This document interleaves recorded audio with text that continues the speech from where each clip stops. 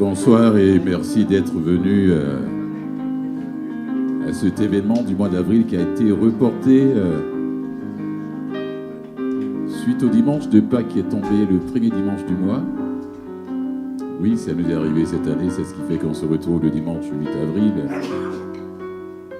Si je me rappelle bien, l'année passée c'était le 16 avril et cette année c'est tombé le 1er avril. L'année prochaine ça va être le 19 avril. Bon, donc on ne va pas reporter l'année prochaine si on est encore là. Je dis merci à tous les invités, tous les poètes qui ont dit oui pour qu'on puisse se retrouver encore comme tous les autres mois pour l'amour de la poésie ici dans ce local, point 5 à 7 en poésie. Olivier Marchand, France Benjamin, Mel Buet, Julie Turconé, Alexandre Courgène, Simon Latendresse et Angélique Durusso, sans oublier mon complice derrière le piano. Mesdames et messieurs, on les applaudit. Merci. Alors je dis merci à notre grand partenaire, le Medley, qui nous donne cette salle. Oui.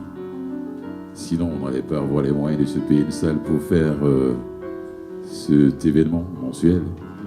Et je dis merci aussi à la Caisse des Jardins qui vient de renouveler sa confiance. On les applaudit, mesdames et messieurs. La Caisse des Jardins de Le Rounier-Villeray. C'est la Caisse du Cœur de Lille. Ouais. On attendait. On a eu la réponse en fin de semaine. Le vendredi ou le jeudi, je ne sais pas. Merci à eux, ça fait quelques années quand même qu'ils nous supportent. Et je dis merci au public, qu'il pleuve, qu'il neige, qu'il se déplace. Depuis 2010, ça fait 8 ans. En septembre, ça va être le 8e anniversaire de l'événement. Merci beaucoup.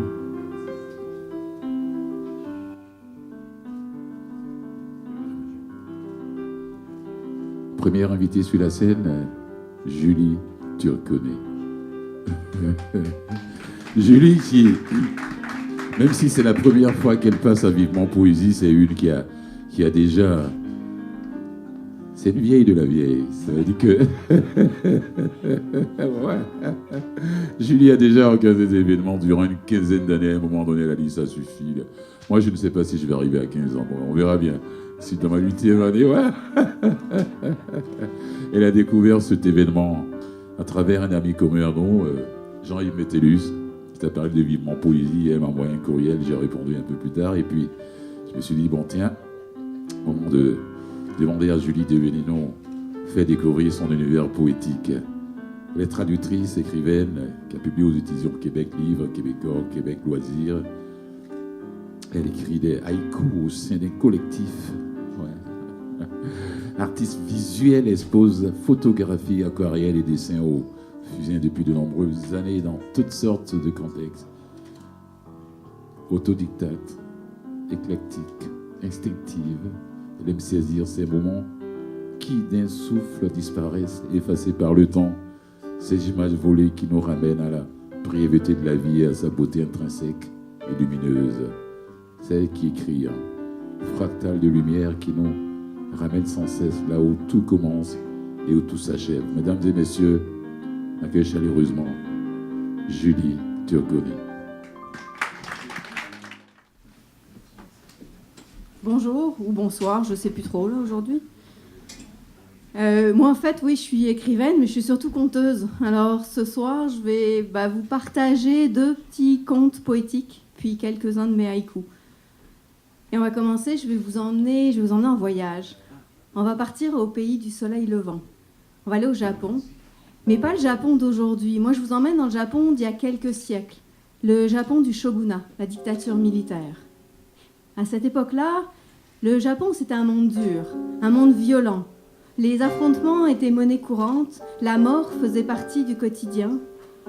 Et la mort était souvent préférable d'ailleurs à la disgrâce, au déshonneur. Et à cette époque-là, le Japon, c'était un monde d'hommes. Le shogun, l'empereur qui régnait sur le pays, son armée de samouraïs, ses conseillers privés, les daimyos, les seigneurs qui gouvernaient pour le shogun différentes provinces et territoires, les paysans qui travaillaient la terre pour les daimyos, sans oublier les moines, un ordre qui avait une certaine puissance et qui n'hésitait pas à prendre les armes. Et dans ce monde-là, la femme, elle avait très peu de place. Et pourtant, c'est aussi dans ce monde dur, violent, qu'on a vu se développer de plus en plus des arts plus délicats que les arts martiaux, comme la calligraphie, l'art de l'écriture, ou l'ikebana, l'art de la composition florale. Et c'est dans ce Japon-là que je vous emmène, par un beau matin de printemps. L'air est doux, il fait beau, le soleil est là, et un daimyo fait route vers Edo, la capitale. Il va rencontrer les conseillers privés du shogun pour parler d'affaires importantes. Alors il est bien installé sur un palanquin, adossé à des coussins de soie, sa garde de samouraïs privés autour de lui, ses serviteurs qui le suivent, et tranquillement ils font route. Et ce matin-là, il passe à côté de la demeure d'un de ses vassaux. Alors le daimyo, il décide de s'arrêter. Évidemment, il est reçu avec tous les honneurs. On lui sert une collation de mets fins, arrosée du meilleur saké, cet alcool de riz japonais. Et puis quand le daimyo est rassasié, peut-être parce qu'on est au printemps, que l'air embaume les cerisiers en fleurs, il demande à se promener dans les jardins. Alors le vassal l'emmène, lui montre ses jardins, et là, le daimyo, il est impressionné. Il est sans voix. Tellement l'harmonie qui se dégage de ce jardin est magnifique. Tout est parfait devant lui. Il est tellement impressionné qu'il félicite son vassal. L'homme s'incline et lui répond qu'il y est pour rien. C'est sa femme qui s'occupe du jardin. Alors là, le daimyo, honneur insigne, demande à parler à la femme du vassal. Et pendant de longues minutes, il s'entretient avec elle de tout ce qui préside à un art aussi délicat que celui du jardin. Les pleins, les vides, la circulation de l'énergie, l'harmonie. Et puis au moment de partir, le daimyo il demande à prendre la plus belle branche du cerisier en fleurs pour en orner son palanquin. Le vassal à nouveau s'incline devant son seigneur, mais la femme, elle s'interpose entre le daimyo et l'arbre en disant non, non s'il vous plaît, ne coupez pas la branche. Et là, à ce moment-là, il y a un silence de mort qui tombe dans le jardin. Comment une femme, une simple femme, ose-t-elle défier son seigneur? Les samouraïs ont déjà la main sur la garde de leur sabre. Le vassal, lui, se voit déjà condamné à la disgrâce, au suicide rituel. Et le daimyo, il est très en colère. Mais il est aussi intrigué. Alors il demande à la femme pourquoi il ne devrait pas couper la branche du cerisier. La femme réfléchit un instant, elle ferme les yeux, et quand elle les rouvre, elle fait fleurir un poème sur ses lèvres. Si vous coupez la branche du cerisier, où donc se posera le rossignol pour chanter quand le printemps reviendra? Le daimyo ne dit rien. Il fait demi-tour et il sort du jardin, suivi par ses samouraïs qui ont rengainé leurs sabres, car la joute est finie. En quelques mots, la femme a vaincu son seigneur. Et on dit que ce seigneur-là, l'année suivante, a fait parvenir à la femme un magnifique kakemono, sur lequel était peint une branche de cerisier en fleurs et calligraphié son poème. On dit aussi qu'il a intégré l'art de la poésie à l'entraînement de ses samouraïs. De l'or sur la mer du ciel, le sang des braves coule et les cerisiers pleurent.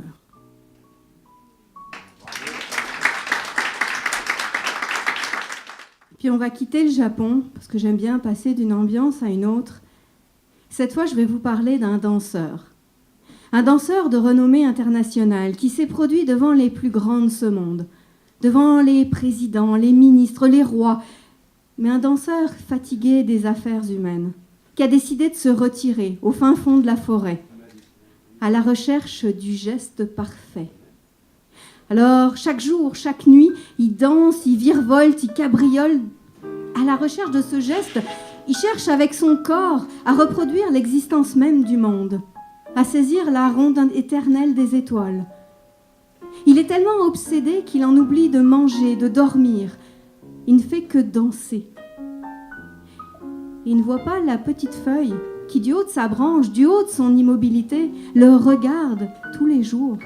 Une petite feuille qui est tombée amoureuse du danseur, amoureuse de sa grâce, de son agilité, tellement amoureuse qu'un jour elle décide de le rejoindre. Alors elle se détache de la branche et elle se laisse aller tranquillement, elle se laisse tomber vers le danseur. Et dans cette chute inéluctable, eh bien elle se met à virevolter de droite, de gauche. Elle s'arrête un instant, elle repart poussée par un souffle de vent. Et le danseur, il s'arrête, il la regarde, fasciné. Et quand enfin elle s'abîme à ses pieds définitivement, il s'agenouille à côté d'elle, il la regarde et il se met à pleurer. Et à pleurer, à pleurer. Mais ce soir-là, sans trop savoir pourquoi, il a enfin pu dormir.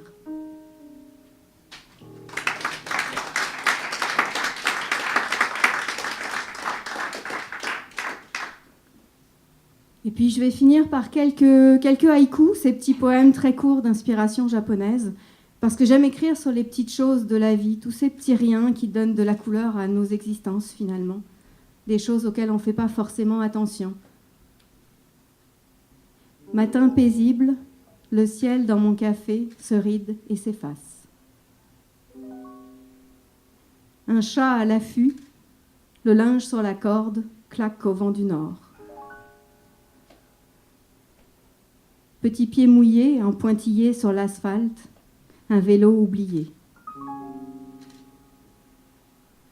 De vieilles photos dans une boîte à chaussures, dehors, la pluie tombe. Corps nus déployés, saison des arbres qui dansent, figés par le gel.